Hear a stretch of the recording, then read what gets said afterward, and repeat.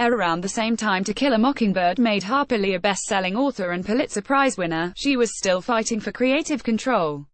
I must say it's increasingly difficult for magazine articles to be written any other way than a magazine editor standing over your shoulder telling you what to write.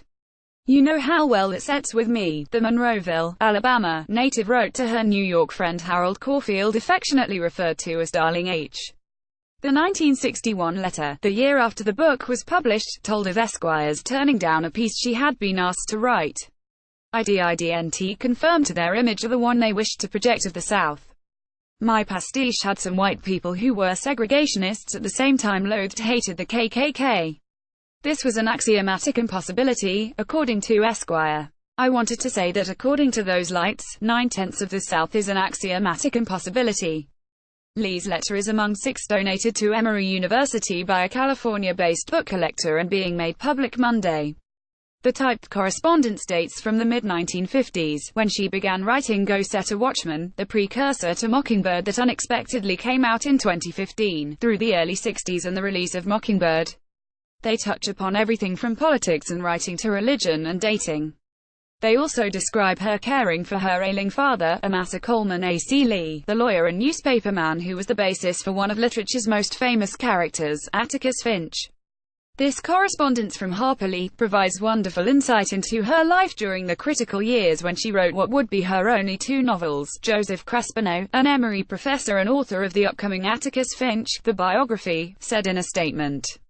They provide a window into her life and her views during a period of tumultuous change in Southern political life. Lee in 2016 at age 89. As Crespino writes in his book, she both revered and rebelled against her father, whose hallowed image formed by To Kill a Mockingbird and Gregory Peck's performance in the 1962 film adaptation was upended by the portrait of Atticus as a stubborn reactionary in Go Set a Watchman.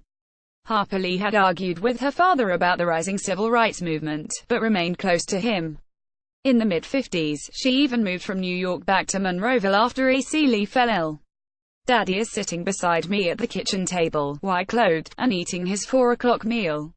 He gets around the house with a walking stick, she writes to Dearest H in 1956. While thinking of something to say to you, I found myself staring at his handsome old face, and a sudden wave of panic flashed through me, which I think was an echo of the fear and desolation that filled me when he was nearly dead. It has been years since I have lived with him on a day-to-day basis, and these months with him have strengthened my attachment to him, if such is possible. If he gets along every day like he has this day, it won't be long before he'll be back with you. In another letter from 1956, she notes her amazement that she is capable of helping her father. Sugar, I guess we all somehow rise to occasions. I've done more things for him that I never remotely thought I'd be called on to do for anybody, she writes. But I suppose there's truth in the adage that you don't mind it if they're yours. I sure don't. You will discover that your Nell Harper is a much less squeamish individual. But the one thing I don't think he'll get used to, if I live to be 100, is a needle. They fed him through his veins for 10 days after he was stricken, and I gagged every time I saw him hooked up to that thing. Lee avoided the media for much of her life, but in private spoke her mind. She is candid and irreverent in her letters as she mocks religion, gets a kick out of Elvis Presley, and knows well that she stands apart from her home community. In a letter dated Sunday, she expresses frustration that she can't work on her books in Monroeville, and longs to be back in New York, where she has a chair, a table and a typewriter, and no people.